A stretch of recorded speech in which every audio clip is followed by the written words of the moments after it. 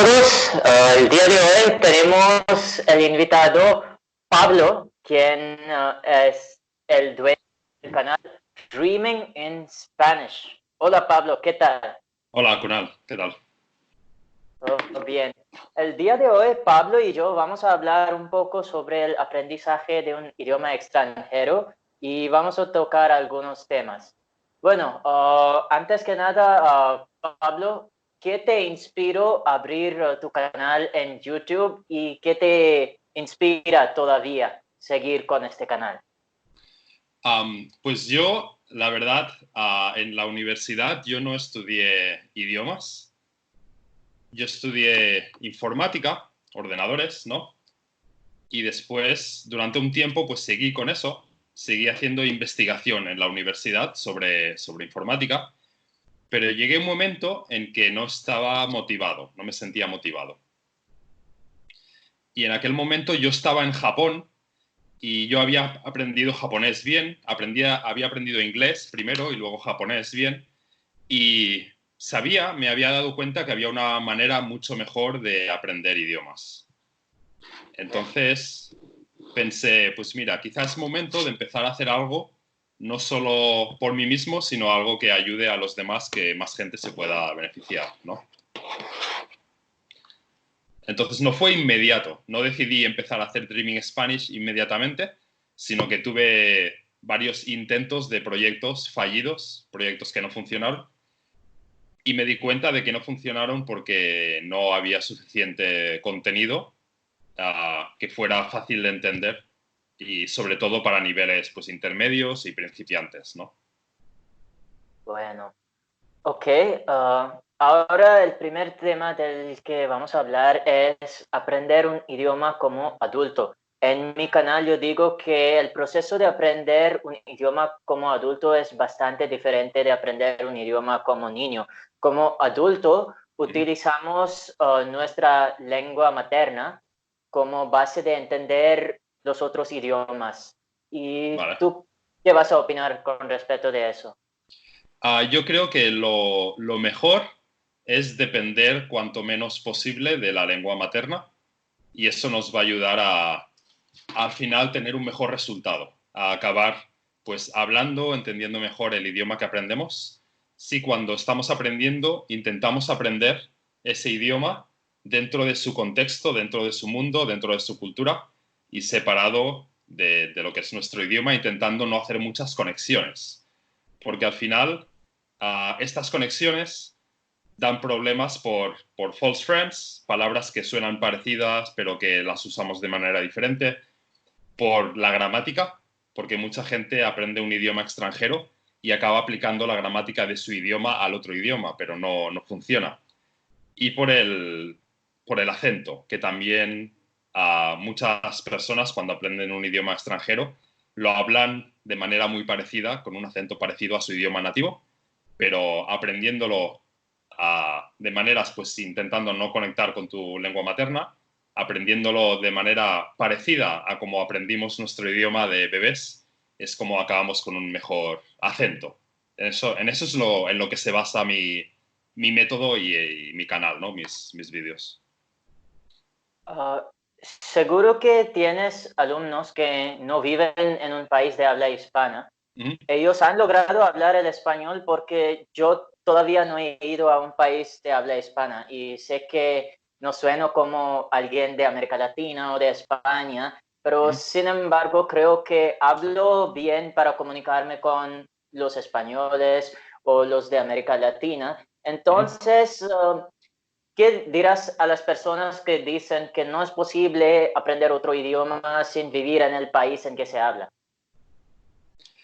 Bueno, claramente es posible y vivir en el país donde se habla el idioma ni siquiera funciona para todo el mundo. Mucha gente va al país y está unos años y no aprende el idioma. Entonces, aunque vayas al país, sigues teniéndote que esforzar.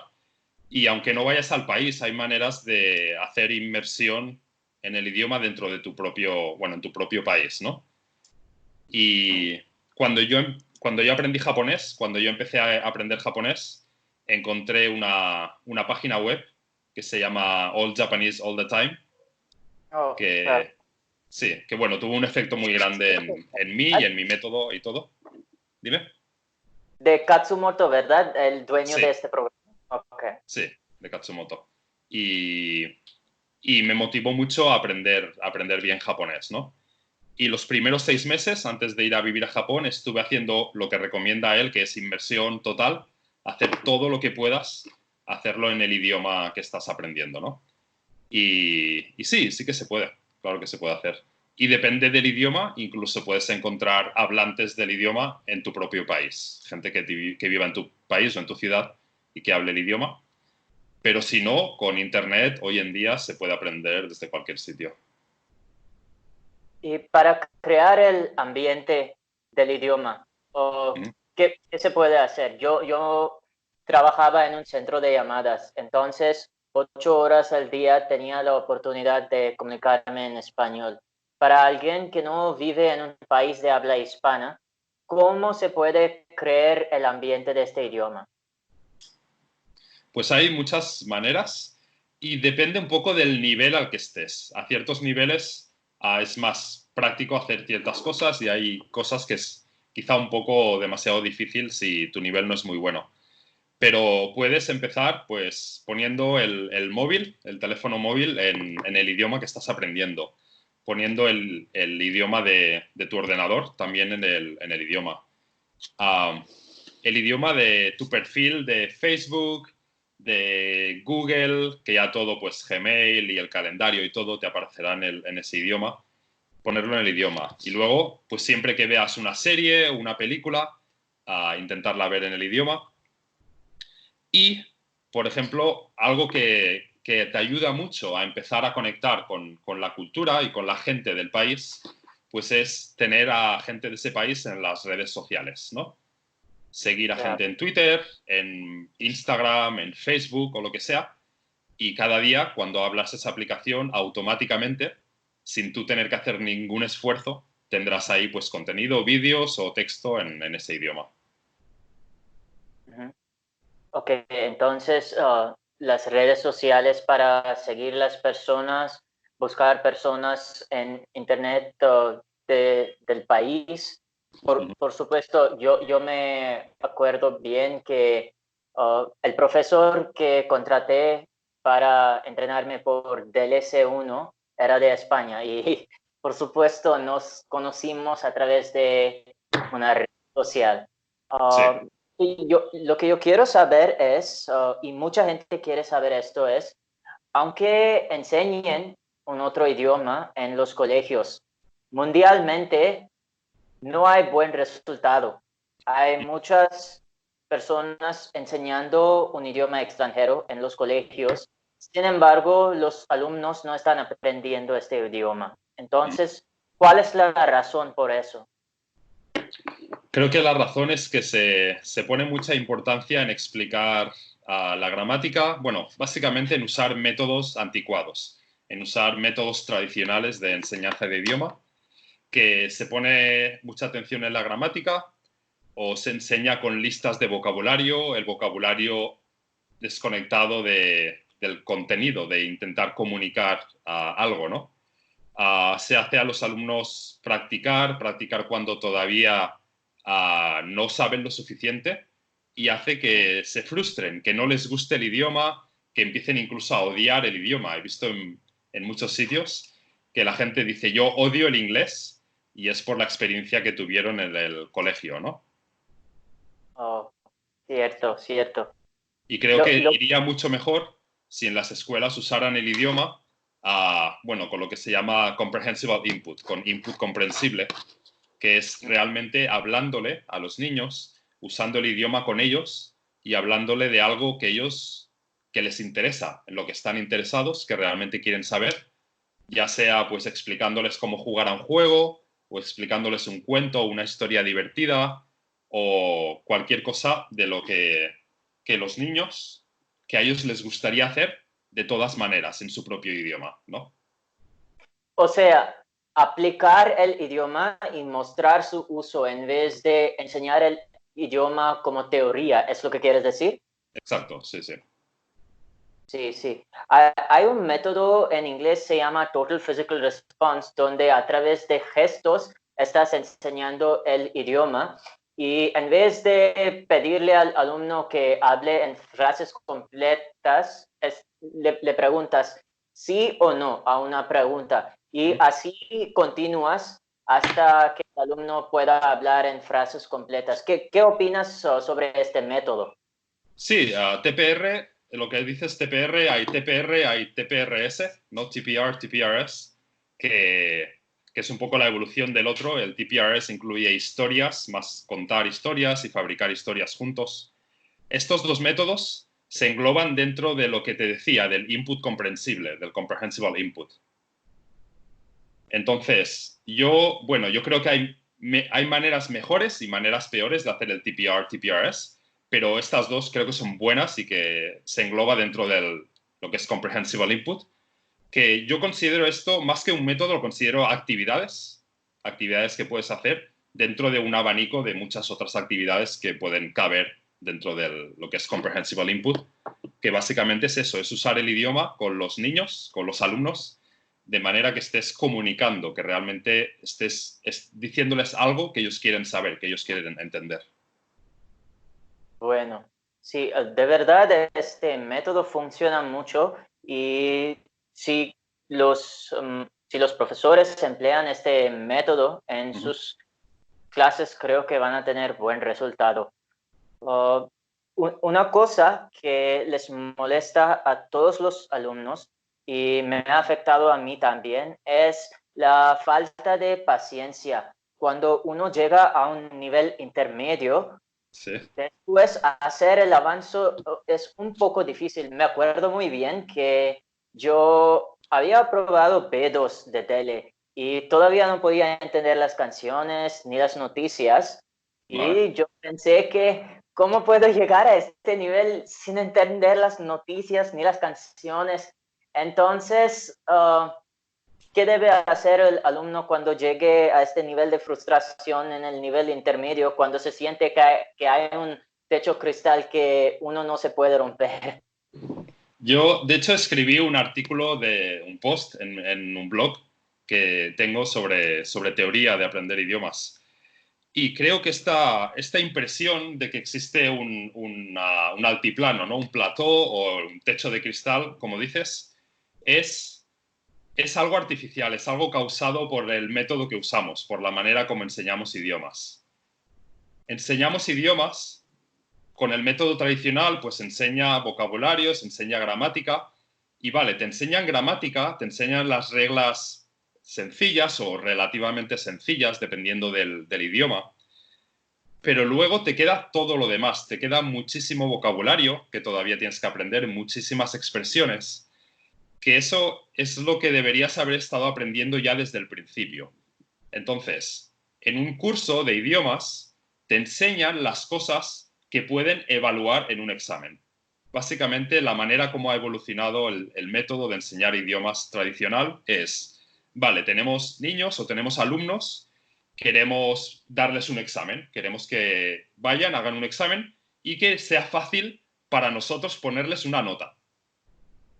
Entonces, ¿qué pasa? Pues que te evalúan con rellena el blanco, ¿no? Tienes que poner el tiempo correcto de comí o he comido o escoger la forma correcta, cosas o coger palabras y organizarlas, ponerlas en el orden correcto.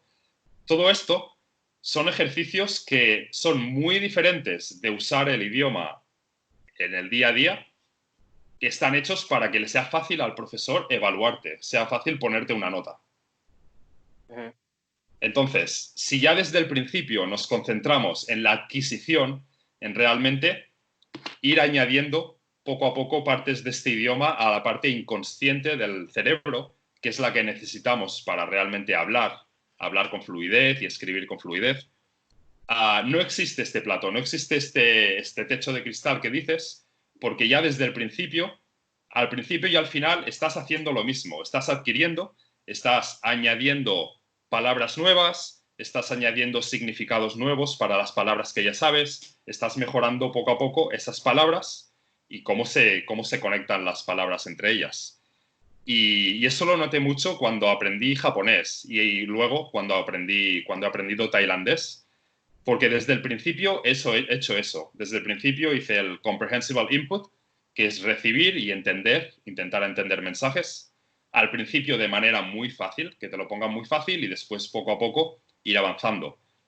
Y no, nunca he tenido esa sensación de estoy encallado o no estoy progresando, porque siempre, cada semana, cada mes, hay palabras nuevas que entiendo que antes no entendía y cada vez ha habido cosas que han sido más fáciles para mí de entender. O vale, ahora me es un poco más fácil entender personas en la calle. Ahora me es un poco más fácil entender dibujos animados sencillos, ¿no? O ahora es un poco más fácil entender televisión y películas. Entonces nunca sentí esta sensación de estar en el nivel intermedio y no poder seguir para adelante.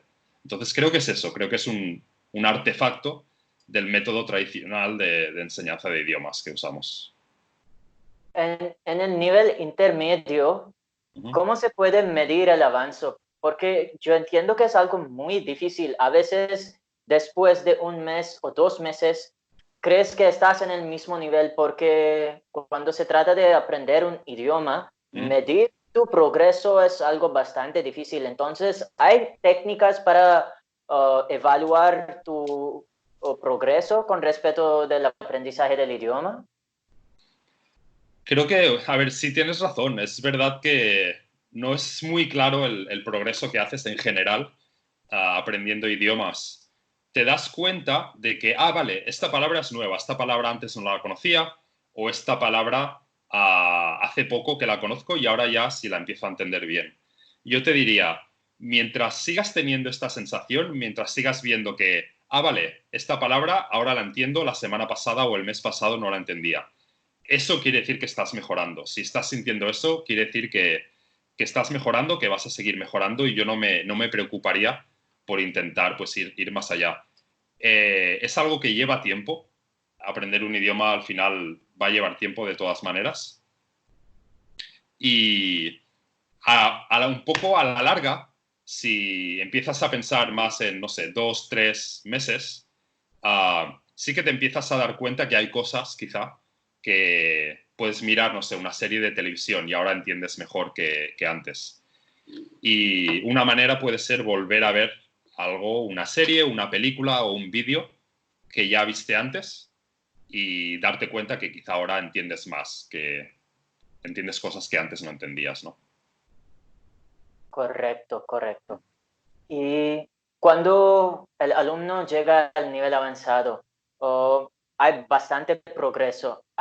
Y a veces los principiantes me preguntan, ¿cómo puedo pensar en inglés? A los que les enseño inglés. Entonces yo les digo, eres un principiante, no tienes el repositorio suficiente de las frases en inglés, entonces tener la aspiración de pensar en inglés desde el primer día no es algo bueno, porque si tienes esta aspiración desde el inicio, vas a fracasar mucho y vas a darte por vencido. Entonces yo les comento que es mejor llegar al nivel intermedio y luego a nivel avanzado y vas a ver automáticamente que ya no estás traduciendo frases de tu idioma natal, Uh ya -huh. estás pensando automáticamente en tu idioma meta y las frases salen automáticamente. Y es una consecuencia de sumergirte en tu idioma meta. ¿Tú qué opinas con respecto a eso?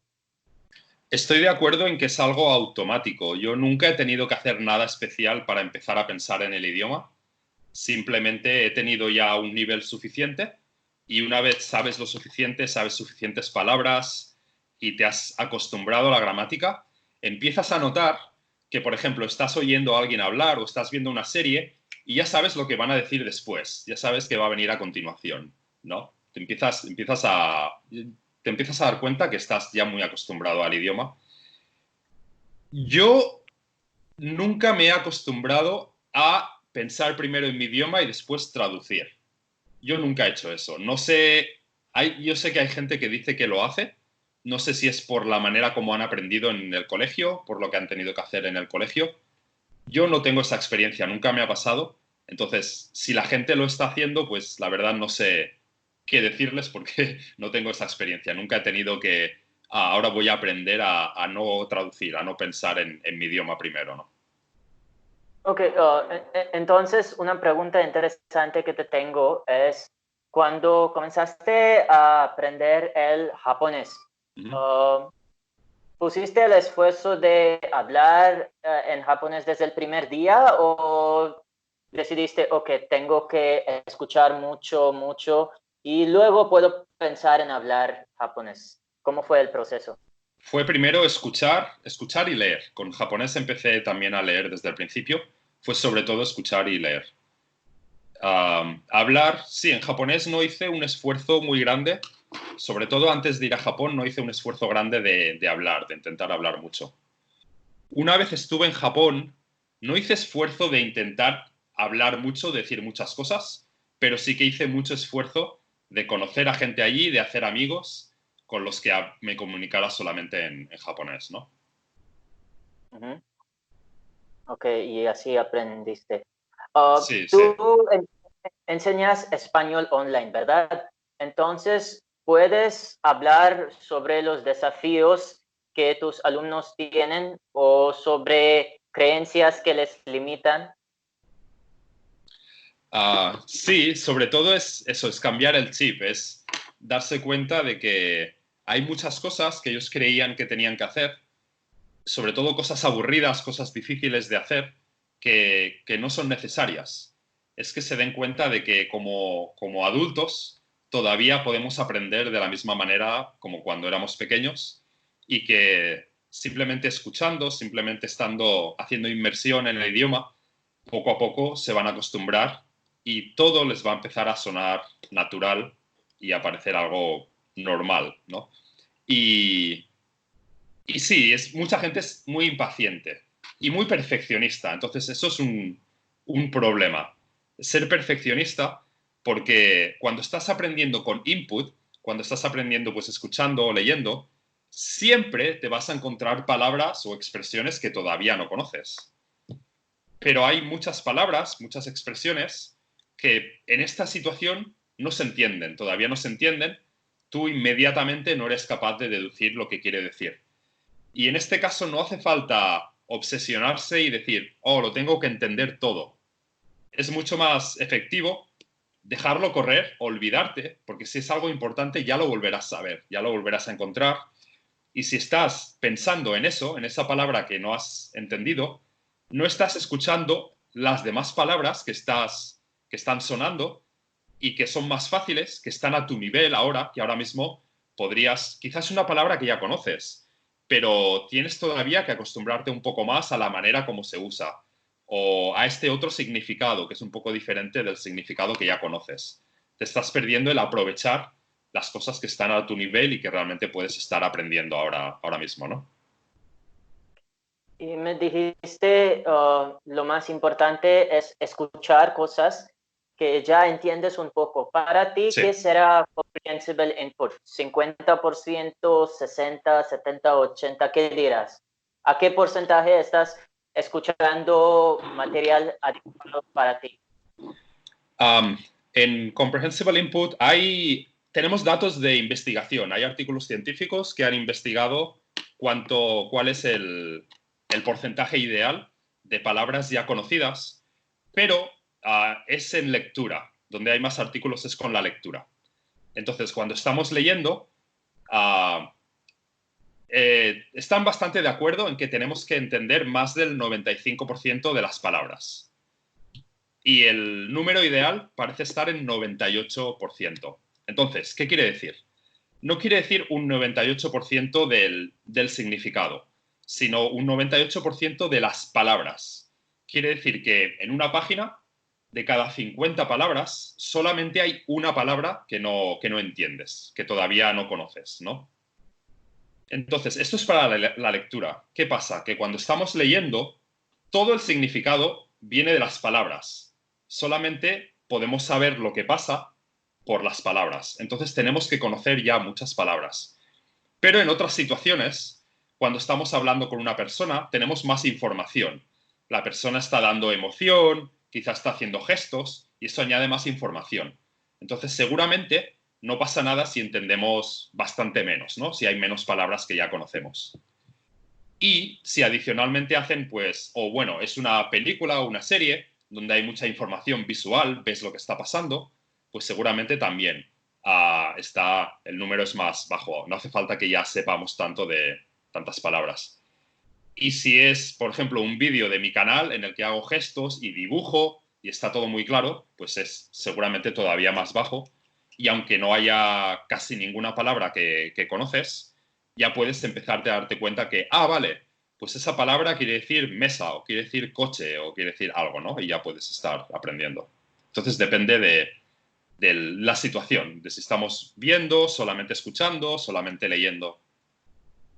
Entonces, ¿cuál es la estrategia de elegir material así? Porque me imagino que lo que es comprehensible input varía según el alumno y el nivel en que se encuentra.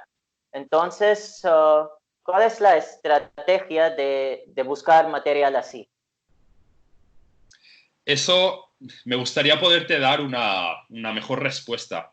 Y es algo que creo que ahora mismo no hay suficiente, no está suficientemente claro, ¿no?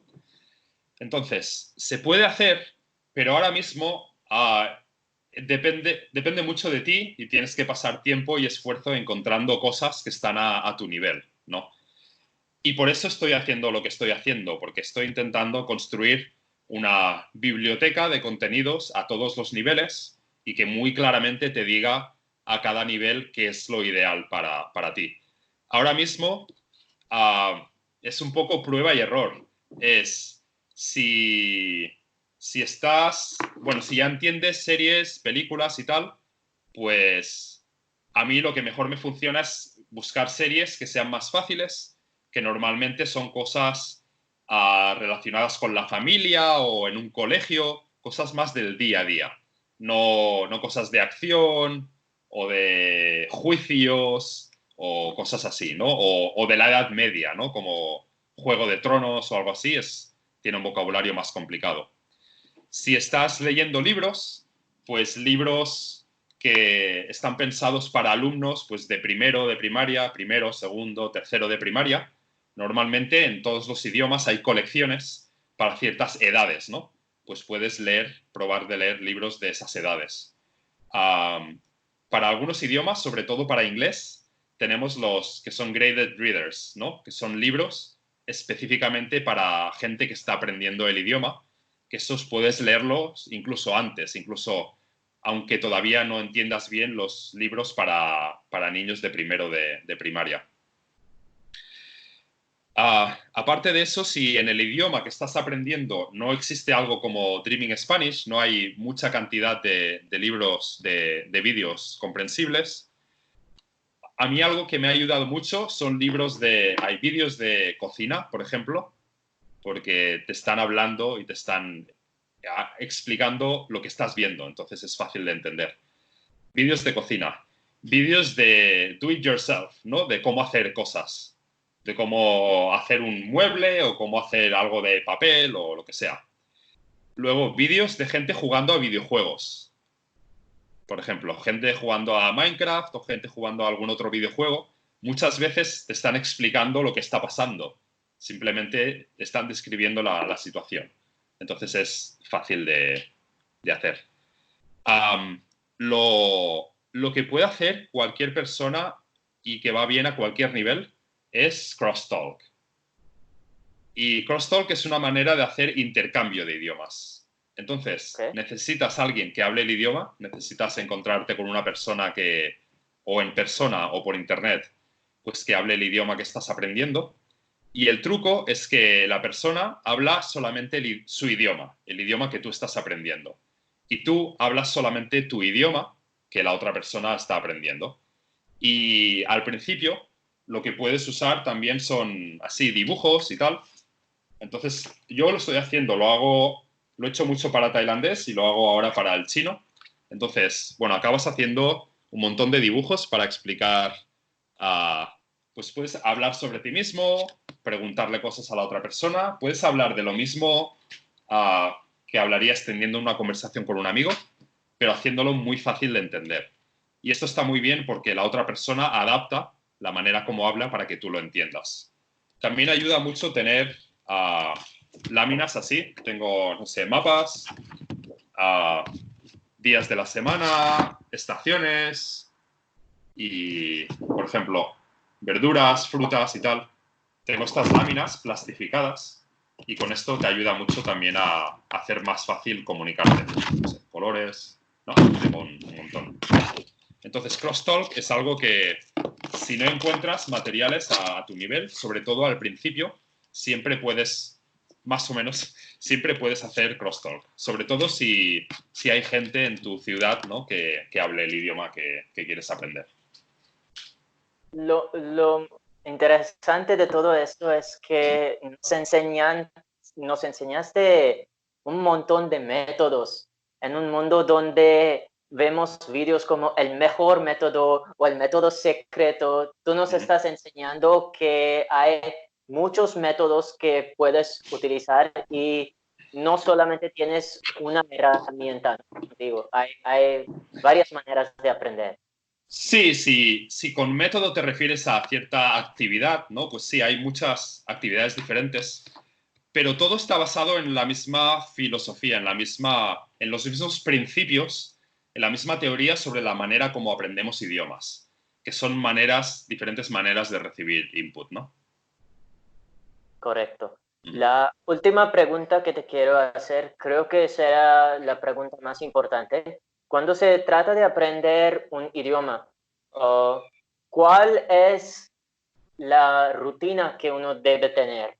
Porque muchas veces uno no tiene tiempo para ir a clases y ni siquiera los recursos para ir al país en donde se habla el idioma. Entonces, cuando se trata de hacer una rutina, Mm. es la mejor opción.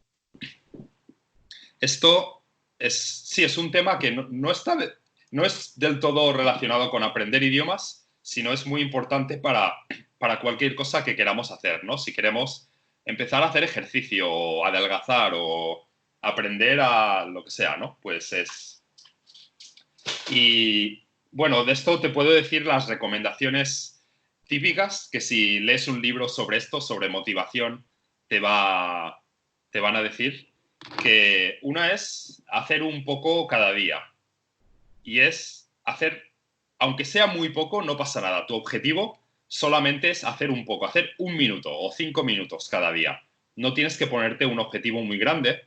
Es más importante tener este hábito de hacer un poco cada día y una vez tengas el hábito y hagas un poco cada día, luego ya, si tienes tiempo ese día, ya y normalmente, ya naturalmente, harás más tiempo porque te gusta, tienes tiempo, estás bien y te pasas más rato y aprovechas más el tiempo. Esto es una cosa, hacer un poco cada día. Otra es ponértelo fácil. Un ejemplo muy típico es, ¿qué pasa? ¿Quieres empezar a salir a correr todas las mañanas, no? Pues pon los zapatos delante de la puerta, déjate los zapatos de correr delante de la puerta, así por la mañana te recordará, ah, sí, tengo que ir a correr y es menos trabajo que tienes que hacer. Cuanto menos trabajo tengas que hacer en ese momento, pues mejor. Y eso en aprender idiomas, pues es hacer cosas como eso, ponerte el ordenador en el idioma, en español o el idioma que sea. Poner gente en Facebook o en Twitter o lo que sea que habla ese idioma. Porque entonces no tienes que decidir, vale, ahora me voy a poner a estudiar. Eso cuesta decir, venga, voy a ponerme a estudiar. Sino que es automático. Ya haciendo lo que tú normalmente haces, ya tienes ese input, ya recibes, ya estás aprendiendo, ¿no? Sí, eso es la segunda. No sé qué más cosas hay. No sé, seguro que hay un montón de estas cosas ah, que, bueno, que son trucos, ¿no? Y leyendo cualquier libro o un blog sobre motivación, sobre cómo empezar a hacer algo difícil, pues hay muchos de estos trucos. Tengo que contarte algo muy interesante Sí. y como profesor estarás muy orgulloso de eso. yo dejé un comentario en tu página de YouTube, me acuerdo, dejándome mi contacto de Skype. Y Sí. me contactó alguien de China. Ah, vale. Y Ya sé quién es. Ya sé quién eh, es.